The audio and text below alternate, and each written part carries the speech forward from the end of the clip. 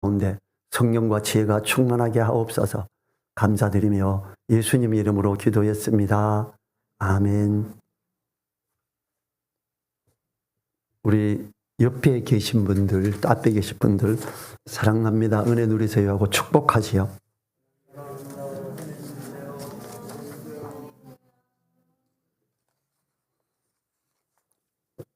예수님이 부활하시고 나서 40일 동안 이 땅에서 제자들을 만나고 또 믿음의 사람들을 만나고 격려했습니다.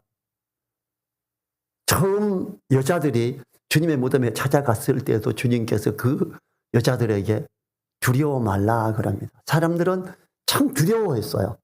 우리가 예수님을 믿고 따랐는데 예수님을 잡아서 십자가에 못 박고 무덤에 묻고 그걸 봉인을 하고 막강한 특공대가 지키고 있대더라. 나도 잡아가면 어떡하지? 예수님 따랐던 우리까지 그렇게 되면 어떡하지 하고 다 떠올리며 제자들이 문을 잠그고 이렇게 있었어요. 그때 주님이 나타나면 평안하뇨 물어요. 두려워 말라. 왜 그렇게 두려워서 쫄고 있는데 그래요. 나는 이렇게 사망을 이기고 부활했는데 너는 왜 그렇게 두려워하고 있어? 이렇게 주님이 자꾸 그들을 격려하는데 자그마치 40일을 그렇게 했습니다. 우리는 사순절을 예수님이 부활하시기 전 부활주일 전에 주일을 빼고 40일을 사순절로 이렇게 주님의 고난당하심을 묵상하고 이렇게 해요. 근데 예수님은 그 40일 전에 그렇게 하지 않았고요. 오히려 부활하시고 나서 40일 동안 제자들을 만나고 사람들을 만나고 동시에 500여 형제에게 일시에 보이며 격려하고 했어요. 자, 주님이 사망을 이기시고 부활하셨는데 믿음의 사람들은 두려워서 숨고 있습니다. 왜 그럴까요? 사탄이 겁을 주는 거죠. 야, 예수가 십자가에 못 박혔어. 거기서 죽었잖아. 너네도 잘못하면 죽어. 이제 주님 떠나 이렇게 하는 거죠. 항상 거짓의 아비인 사단은 거짓으로 우리에게 두려움을 주고 겁을 줍니다. 주님께서 부활을 왜 하셨죠? 사망의 권세 그를 인내서 일생에 매여 종로로 타는 사람들을 놓아주려고 부활하셨잖아요. 사망을 이기시고. 사단은요 사망의 권세를 가졌지요. 하나님이 사람의 모습으로 이 땅에 딱 오시니까 사람의 모습으로 와서 내로 죽인다. 그리고 내 저 북극성에 자정한다. 그리고 예수님이 태어나시자마자 헤롯 대왕을 부추기고 죽여야 돼. 2살 이하의 아이들을 다 죽였죠. 수없이 예수님을 죽이려고 자꾸 접근하고 사람들을 총동질을 하고 심지어는 주님의 제자 중에 한 명인 가룟 유다에게 은삼십에 주님을 팔게 하면서 십자가에 죽게 하죠.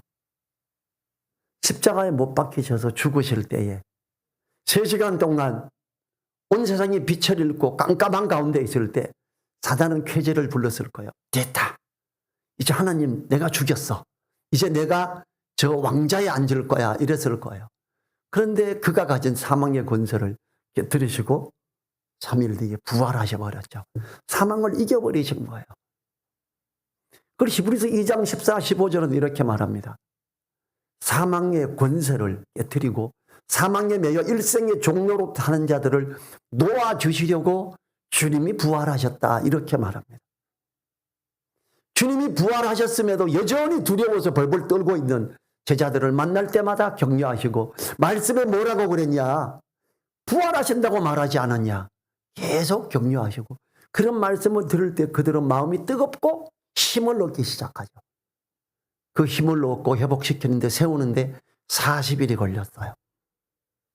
그래서 주님은 부활하시고 40일 동안 베드로에게 또 찾아가서 40일 동안에 베드로인도 찾아가서 너 나 사랑하니? 예 사랑합니다. 내 양을 먹여라. 너는 이 고기 잡으러 왔어.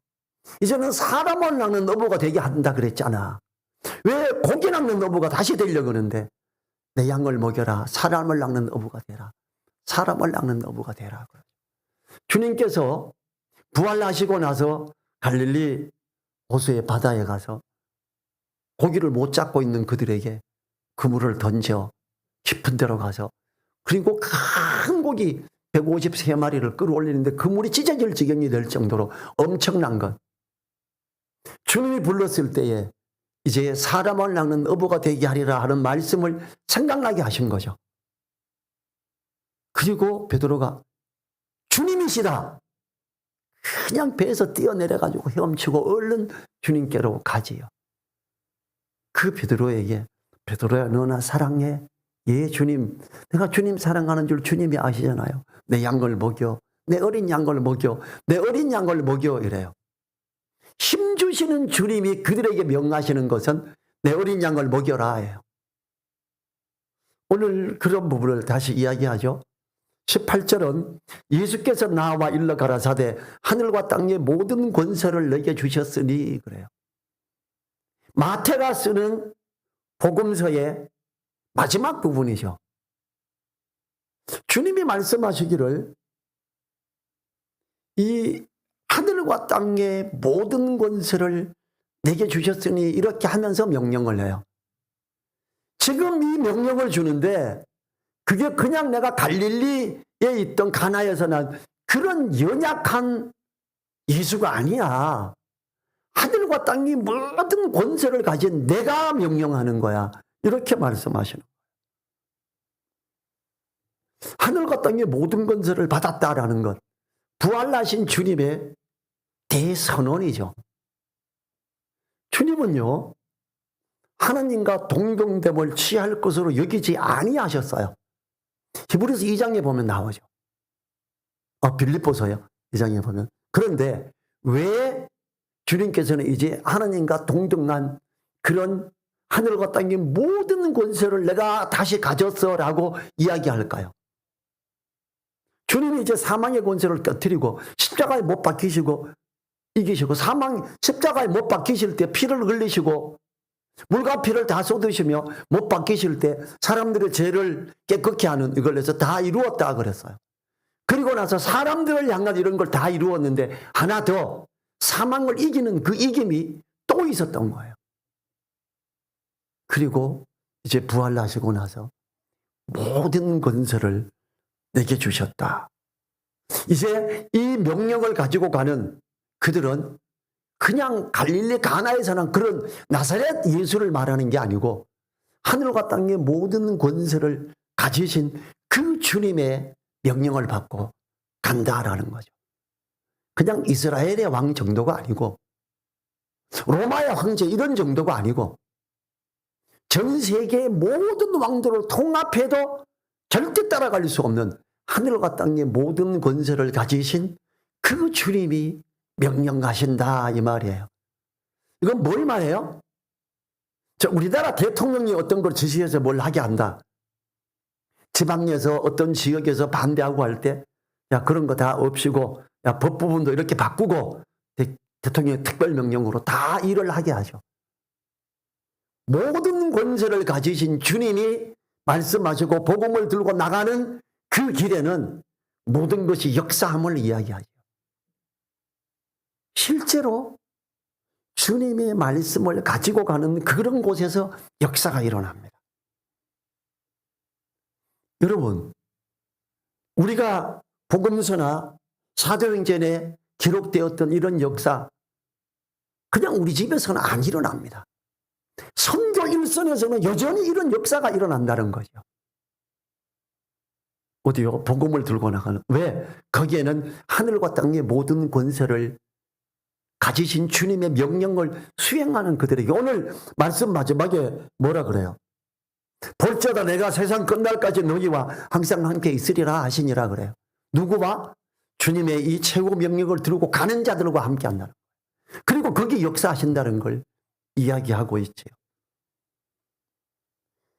우리는 이 주님의 명령, 지상 최후 명령이 뭔가를 항상 염두에 둬야 합니다. 19절을 보죠. 그러므로 너희는 가서 모든 족속으로 제자를 삼아 아버지와 아들과 성령의 이름으로 세례를 주고, 그러므로가 뭐죠? 앞구절의 말씀에서 이어오는 강조의 표현이지요. 하늘과 땅의 모든 권세를 가지신 주님이 명령하셨으니 그러므로 그래요. 그러므로 너희는 가서. 주님이 제자들에게 명령을 하시는 말씀이 우리로 하여금 가라고 하는 것입니다. 주님의 명령을 가지고 가라고 하십니다. 주님은 왜 가라고 하셨을까요? 우리가 주님의 명령을 가지고 그저 앉아서 찬양하고 즐겁게 교제만 한다면 우리는 주님의 명령을 수행할 수 없기 때문이죠. 여러분 보십시오. 사도 바울 이전에 이름이 뭐였죠? 예수님 믿기 전에 사울이었죠. 이 사울의 일이 뭘로 나와요? 예루살렘 교회를 핍박하고 잡아서 끌고 가고 옥에 넘기고 재산을 압수하고 이런 걸 했죠. 왜 그렇게 했어요? 성령이 너희에게 임하면 권는 걸 받고 예루살렘과 온 유대와 사마리아와 땅끝까지 이르러 내 증인이 되리라 그랬어요. 이렇게 가라 그랬어요. 근데 안 가는 거예요. 제자들도 안 가고 예루살렘 교회 사람들이 아무도 안 가고 모여가지고 할렐루야 찬양하고 떡과 잔을 나누면서 감사하고 예배 드리고 감사하고 계속 이것만 하는 거예요. 사울을 통해서 스데반을 맞아 죽게 하고 예루살렘 교회를 마구 핍박하기 시작합니다. 엄청난 압박이 되니까 이들이 어디로 가요? 흩어집니다. 온 유대와 사마리아로 흩어져서 복음을 전하게 되고 믿는 사람들이 온 유대에 사마리아에 일어나기 시작하죠. 왜 가라 그러는데 안 가서 핍박을 받게 하냐. 그렇게라도 흩었어야 돼요. 그러니까 그들이 가게 되잖아요. 자, 예루살렘 교회는 성도들이 농가 밭을 팔아서 사도들 앞에 두고 그걸 필요를 따라 다 나누기 시작했죠. 그걸 왜 그렇게 사도들 앞에 가져가게 했을까요? 하나님은 그들이 이걸 가지고 어디로 나는 사마리아로 갈래요. 사마리아는 밥 얻어먹기도 힘든 곳이니까 거기에 가서 복음을 전하. 너는 지금 우리나라 돈 치면 너는 한 200만 원 들고 가. 너는 얼마만큼 들고 가. 너는 거기에 나귀에다가 양식을 싣고 이렇게 가. 다 나눠주게 하기 위해서 해줬어요. 핍박을 받고 흩어질 때 어디로 가겠습니다. 어디로 가겠습니다. 나눠주기가 쉬웠을 거예요. 근데 거꾸로 거기에서 사회주의가 뭐 여기 있네. 엉뚱한 이야기만 하고 주님이 가라고 한 복음을 전하러 가기 위한 발판이 그들의 드림이었던 거예요. 그러므로 너희는 가서 하늘과 땅의 모든 권세를 가지신 주님이 그러므로 너희는 가서 그래요. 자, 가는데 어려울까요? 세상 끝날까지 너희는 가서 모든 족속으로 제자를 삼아. 사도들이 수제자 베드로와 요한이 어느 지역 사람이죠? 갈릴리 지역 사람이죠. 그리고 어부의 자식들이에요. 뭔 힘이 있겠어요? 외국에 선교 가려면 요즘에 우리가 보면 외국어를 해야 돼요. 근데 그들은 헬라어를 해요. 로마가 세계를 정복하고 온 나라가 헬라어를 쓰기 때문에 가서 그냥 복음을 전하면 됐어요. 때가 찬 거예요. 언어를 통일시키셨어요. 로마 나라가 그렇기 때문에 로마 시민권을 가진 자는 어느 나라든지 쉽게 움직일 수가 있습니다. 바울이 왜 쉽게 다른 나라로 복음자로 가기가 쉬웠어요? 바울은요, 날 때부터 로마 시민권을 가진 자예요. 어느 나라든지 갈 수 있어요. 로마가 세계를 통치하기 위해서 육로를 뚫었습니다. 군인을 보내고 어쩌고 관료들을 보내고 세금을 걷어들이는 멋진 길을 만들었어요. 해로를 만들어 놨어요. 뱃길을 막 열어놨어요. 많은 배들이 움직여요. 복음을 들고 내가 어느 나라로 가야지 그러면 후원하고 그러면 너무 쉽게 갈 수 있는 거예요. 그래서 때가 참에 주님이 오신 것은요, 육로를 만들어 놓으시고 해로를 만들어 놓으시고 언어를 통일시키시고 이제 알고 있는 복음을 가서 이야기만 하면 돼요. 요즘 같으면 어떻겠어요? 영어를 해야 돼, 어찌해야 돼, 공부를 해. 이렇게 되겠죠. 근데 제자들은 전혀 그럴 필요가 없었어요. 그러므로 너희는 가서 모든 족속으로 제자를 삼아. 제자들이 모든 족속으로 제자를 삼을 수 있는 여건이 충분히 형성된 때였어요. 갑자기 히브리어가 아닌 헬라어로 복음서가 써지기 시작합니다. 원래 유대인들은 히브리어로 쓰겠죠. 왜? 모든 족속에게 복음을 이야기하고 그걸 가르치기 위해서는 헬라어로 썼어야 돼요. 주님이 제자들에게 명령을 하시는, 너희는 가서 그래요. 누가, 우리 형제 중에 누가, 내 친구 중에 누가, 내 이웃 중에 누가 예수님 믿어야 되는데 어떡하지? 가야죠, 그 사람에게. 가지 않고 어떻게 복음을 전해요? 주여 역사하셔서 오게 해 주십시오. 이거 아니에요. 주님은 너희는 가서 그래요. 가라고 합니다. 예루살렘 교회가 그저 앉아서 교제하고 찬양하고 감사하고 성찬을 하고 사랑을 나누며 있을 때 주님은 거기를 폭파하다시피 강력한 핍박으로 그들로 하여금 가게 했습니다. 왜? 그들이 안 가니까. 주님의 명령을 수행하기 위해서는 가야 됩니다. 우리들의 마음속에 가야 할 사람의 이름을 올려보시기 바랍니다. 나는 누구에게로 갈까? 내가 전도를 위해서 2021년에 기도해야 될 사람은 누구지? 기도하십시오. 길을 열어주십시오 하세요. 너무 대화가 안 될 때는 금식이라도 해보세요. 제가 21살에 복음을 이야기하기 위해서 하는데 이게 상관이라 잘 안 돼요. 그 21살에 금식 참 어렵잖아요. 하나님, 제가 오늘 하루 금식을 하겠습니다. 그리고 내일 복음을 전하는데 담대함을 주십시오. 그리고 금식을 하고 그 다음날 복음을 이야기했어요. 우리는 복음을 위해서 간절히 기도합니까? 내가 전도해야 되는데 길을 열어 주십시오. 내가 갈 수 있도록 좀 해 주십시오. 해보셨습니까? 사탄은 가지 않고 그냥 앉아서 찬양하면 되지. 기도만 하면 되지. 할렐루야 할렐루야 아멘 이렇게만 하면 되지. 기도원에 가서 불뿌리 뽑으면서 나무 잡고 흔들면서 기도만 하면 되지. 자꾸 이렇게 거짓으로 포장을 해줄 겁니다. 주님은 아니에요. 가서 찾아가 이야기해. 뭐라 그래요? 제자를 삼아. 우리들의 마음속에 가야 할 사람의 이름을 생각해 보십시오. 그리고 이 하늘과 땅에 모든 권세를 가지신 주님께 기도하십시오. 전화를 하고 약속을 하십시오. 복음을 직접 전해도 좋고요. 아니면 약속을 하고 데리고 와서 복음을 듣게 하셔도 좋습니다. 우리가 복음을 위해서 나아가는 발걸음, 아름다운 발걸음이라고 합니다. 기록된 바 좋은 소식을 전하는 자들의 아름다운 발이여. 주님 보시기에 가장 아름다운 발은요, 복음을 위해 내가 발걸음 떼는 걸 가장 아름다운 발이라 그럽니다. 주님은 너는 가서 라고 하시지 않고 너희는 가서 그래요. 우리가 함께 복음을 가지고 나가기를 원하십니다.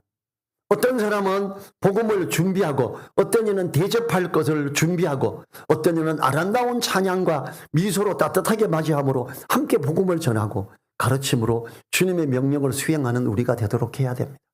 이게 주님의 명령이기 때문이에요. 주님은 사도행전에서도 제자들에게 복음을 위해 나아갈 걸 명령하시지요. 우리가 잘 아는 사도행전 1장 8절.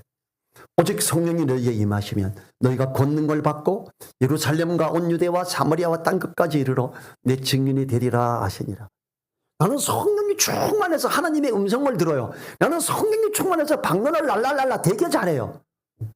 그래서 주님은요, 성령이 임하면 권능을 받고 뭘 하라 그래요? 복음 전하래요. 누가 나는 성령이 진짜 충만해 하나님의 모든 걸 듣고 모든 걸 본다. 근데 복음을 안 전해. 가짜입니다. 그냥 그건 100% 사탄에게 씌운 거예요. 그 사람이 유명한 목사라고 할지라도 그건 가짜입니다. 왜냐하면 오직 성령이 너희에게 임하시면 권능을 받고 예루살렘과 온 유대와 사마리아와 땅끝까지 이르러 내 증인이 되리라. 이게 주님이 말씀하신 거예요. 주님이 말씀하신 게 틀리지 않잖아요. 누가 성령이 충만하다면 복음을 위해 기도하며 복음을 위해 나아가며 이렇게 하고 있는지를 보십시오. 그분이 진짜입니다. 예루살렘으로 갈 걸 예루살렘과 온 예루살렘은 그들이 있는 지역이죠. 내 주변 사람부터 우리 친혈육부터 내 친구 내 이웃에 그리고 온 유대 같이 언어가 통하는 다른 지역까지도 사마리아 사고방식이 달라요. 어떤 사람들은 사회주의를 너무 싫어하고 나쁘다. 우리 같은 말을 써도 북한놈 나쁜 놈 이렇게 많이 말하잖아요. 근데 거기도 가서 복음을 전해야 돼요. 거긴 사마리아 같은 곳이니까. 그리고 땅끝까지 다문화권이죠. 다문화권에도 복음을 전하기 위해 직접 나아갈 수 있는 기회가 있으면 나아가고 아니면 그들에게 후원을 하고 이래야죠. 이 주님은요. 강제로라도 가게 하시는 거예요. 예루살렘 교회에 핍박을 하심으로 강제로라도 가게 해요. 여러분 북한의 평양이 이 남북이 나눠지기 전에 북한의 평양은 동양의 새 예루살렘이라 그래요. 북한에서 믿는 사람이 믿음의 사람들이 막 일어나는데 남쪽 이쪽에는 별로 잘 안 돼요. 남북이 갈라졌어요. 공산주의, 민주주의. 전쟁이 일어났어요.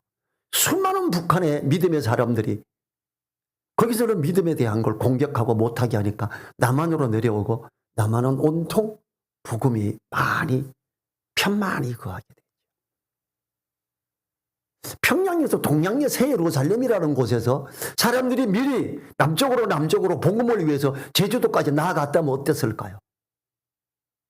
예루살렘에 핍박이 없듯이 어쩌면 6.25 전쟁이 안 일어났을 수도 있을 겁니다. 하나님은 사도행전 8장 1절부터 5절을 통해 보면 그들이 3절에서 사울이 교회를 전멸할 새 각 집에 들어가 남녀를 끌어다가 옥에 넘기니라 그 흩어진 사람들이 두루 다니며 복음의 말씀을 전할세. 미리 가서 복음의 말씀을 전했다면 예루살렘 교회는 그런 핍박을 받지 않았을 겁니다. 하나님의 말씀은 이루어집니다. 반드시. 하나님이 아브라함에게 저 이스라엘 백성이 애굽 땅에 갔다가 거기서 400년 만에 돌아오리라 그래요. 400년이 됐는데 이스라엘 백성들이 안 돌아와요. 애굽이 너무 좋다. 우리 요셉 우리들의 선조를 인내서 우리가 너무 좋다. 야, 이 나라에서 너무 대우를 잘 받아. 하나님이 거기서 반란이 일어나게 하고 왕조를 바꿔버립니다. 그 왕조는 요셉을 알지 못하는 사람이에요. 요셉의 능력을 몰라요. 이스라엘 백성이 지난번 정권하고 너무 가까운데 저들이 같이 해가지고 일어나면 우리 큰일 나겠다. 하필 이스라엘 백성 가운데서 아들이 나면 다 죽여 이렇게. 그들이 기도할 수밖에 없고 그들이 기도하면서 그곳을 나와서 약속의 땅으로 돌아올 수밖에 없게 하는 그들이 400년 됐을 때 기도하며 우리 부모들이 우리 선진들이 이야기하는 약속의 땅으로 돌아가자 그랬으면 애굽에서 그런 아들을 죽이는 일이 안 일어나죠. 로마서 9장에 보면요. 하나님은 그 바로를 그릇으로 진흙 그릇으로 쓰셨던 거예요. 하나님의 말씀을 이루기 위해서 그래요. 지금도 여전히 복음을 위해 나아가라고 합니다. 가지 않을 때 예루살렘 교회에 그런 큰 핍박이 있으면서 그들로 가게 했죠. 사도행전 8장 5절에 보면 빌립이 사마리아 성에 내려가 그리스도를 백성에게 전파하니, 사람으로 취급도 안 하던 사마리아에 들어가서 복음을 막 전하게 되죠. 예루살렘과 온 유대와 사마리아로 복음을 전하라 그랬으니까 가는 거예요. 그때 생각이 나겠지요. 어쩌면 떠밀려서 사마리아로 갔어요. 어쩌면 떠밀려서 온 유대로 가서 복음을 전했던 거죠. 하나님이 간절히 바라시는 모습은 우리가 다른 사람에게로 가는 거예요. 너희는 가서 복음의 발걸음을 이 2021년에 꼭 떼보십시오. 힘써 하나님을 알자 그러죠. 하나님은 우리가 복음의 발걸음을 떼기를 원하십니다. 반드시 복음의 발걸음을 떼십시오. 그래야 됩니다. 복음을 전해야 할, 들어야 할 사람들에게로 가는 것이 주님이 간절히 바라시는 모습이죠. 우리들이 복음을 전해야 할 사람들, 그분들에게로 가야 하는 그 이유를 오늘 말씀을 통해서 보여주십니다. 접근하기가 참 어려워. 요즘은 맛집 많이 찾잖아요. 괜찮은 맛집, 특별히 한정식 하는 데서 예약해서 둘이만 있을 수 있는 곳. 복음 전하는데 3명, 4명 어울리면 쉽지가 않습니다. 1대1이 제일 좋습니다. 한정식 비싼 집에 좋은 거 약속하고 식사 대접 꼭 하고 싶어. 너하고 교제하고 싶은데 내가 이야기 좀 하고 싶은 게 있는데 이 맛있는 거 사주면서 하고 싶어. 그리고 예약을 하고 좋은 걸 시켜서 먹고 차를 시켜서 그 다음에 앉아서 복음을 차근차근 전해보십시오. 주님이 얼마나 기뻐하십니까? 거기에 하늘과 땅의 모든 건설을 가지신 주님이 하신 명령을 수행하는 자에게 주님이 함께 하십니다. 20절 상반절 보죠. 내가 너에게 분만 모든 것을 가르쳐 지키게 하라. 19절 후반절에서 아들과 제자를 삼아 아버지와 아들과 성령의 이름으로 세례를 주고 그래요. 세례 주는 사람이 누구예요? 예, 아버지와 아들과 성령으로 세례를 주는데 이 세례 줄 사람은요, 복음 전한 사람이에요. 빌립이 직분이 뭐였지요? 집사였죠. 사마리아에서 복음을 전하고 성령께서 이끌어서 광야로 가게 하고 이디오피아 내시에게 복음을 전하죠. 그리고 빌립이 이디오피아 내시가 세례 받는 데나 문제 있습니까? 아니 괜찮아, 세례를 주지요.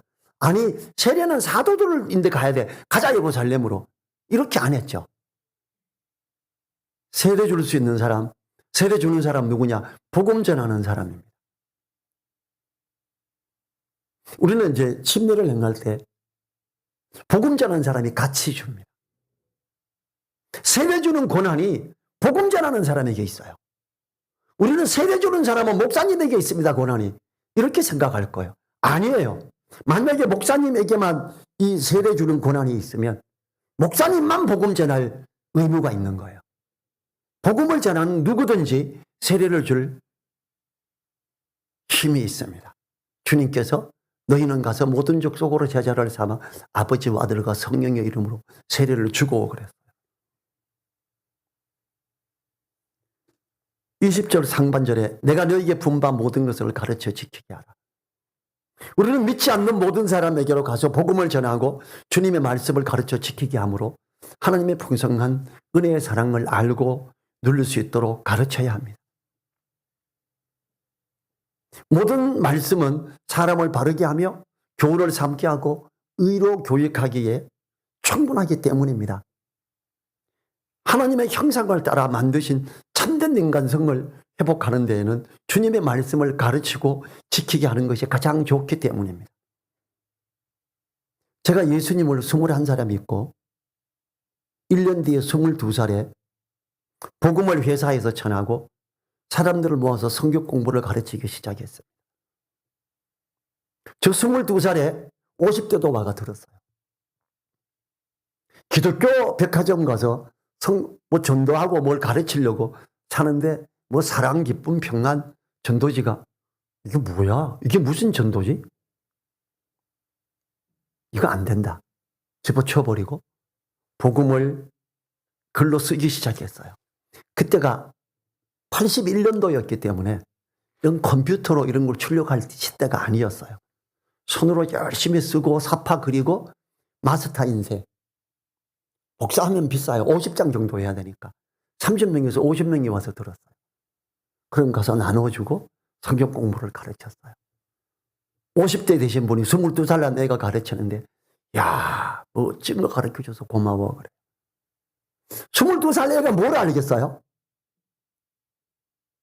복음을 전하기 위해 공부를 하고 정리를 하는데 지혜를 주시는 거예요. 우리 집사람이 그때 들었던 사람 중에 하나. 한번 물어보세요. 어땠나? 22살 애가 복음을 가르치고 구원의 확신을 죄가 뭔지 하나님이 뭔지 예수님이 뭔지 믿음이 뭔지를 가르치는데 어땠는지. 이걸 하기 위해서 나아가니까 지혜를 주세요. 잘 준비하게 해줘요.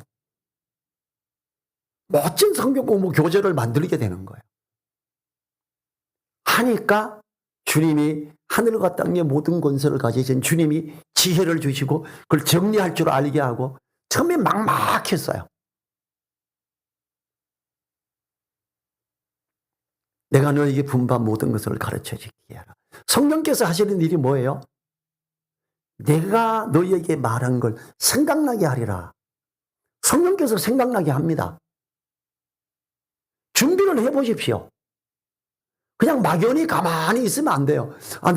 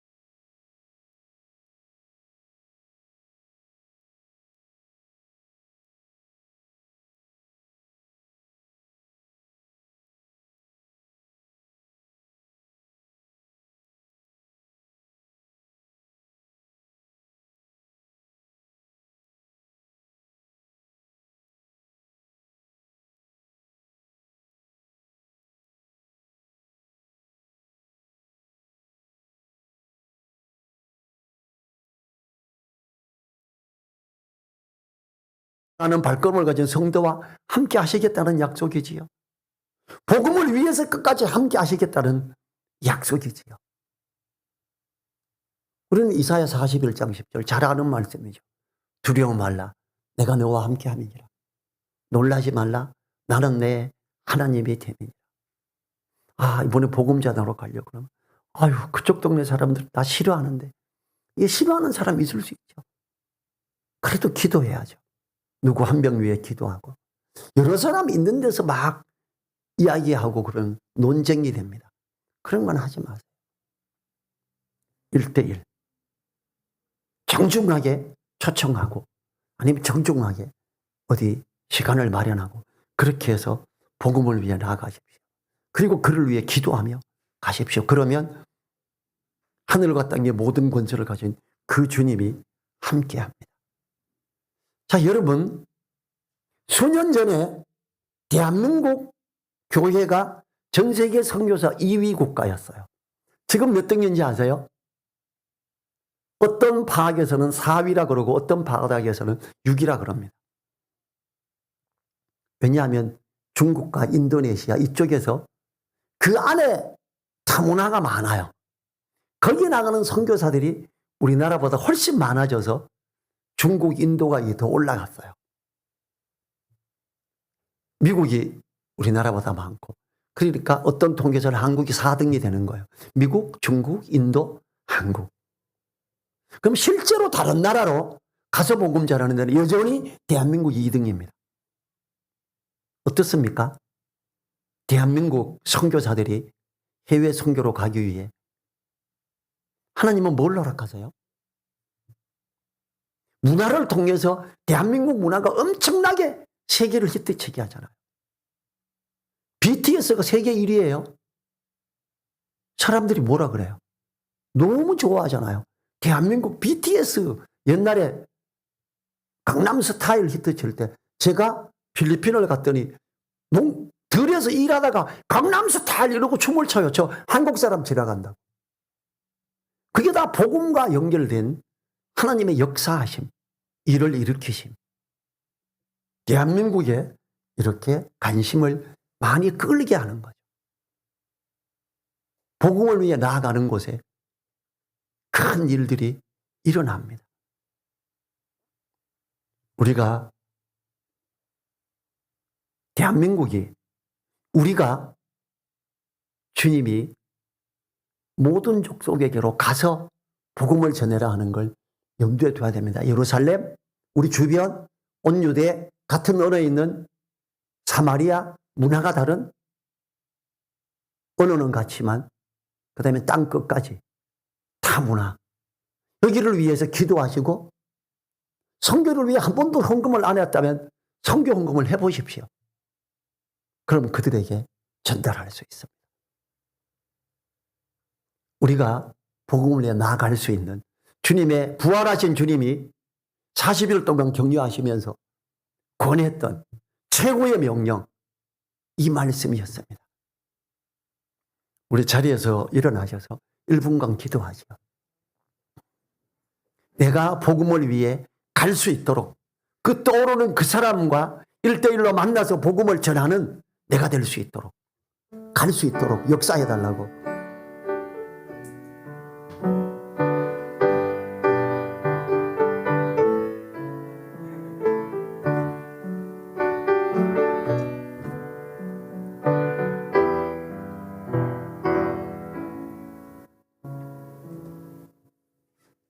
주님 감사합니다.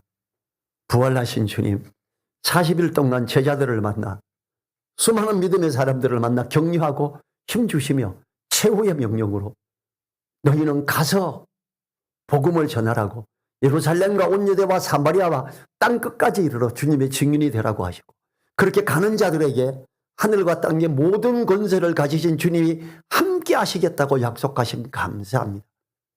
주님, 생각나는 그 한 사람, 두 사람, 몇 사람을 위해 갈 수 있도록 도와주십시오. 담대함을 허락해 주십시오. 역사하는 주님의 동행하심을 누리게 하옵소서. 간절히 부탁드리며 우리를 사랑하시는 부활하신 예수님의 이름으로 기도했습니다. 아멘. 지금은 우리를 사랑하시며 우리와 동행하심으로 역사하시는 우리 주 예수 그리스도의 은혜와 우리를 붙드시며 힘주시며 가게 하는데 역사하시는 하나님의 그 크신 사랑과 성령님의 감동, 감화, 교통하심이 머리 숙인 한 분 한 분들 그 머리 위에, 그 가정 위에, 그 일터 위에 이제로부터 영원토록 함께하여 주시기를 간절히 축원하옵나이다. 아멘.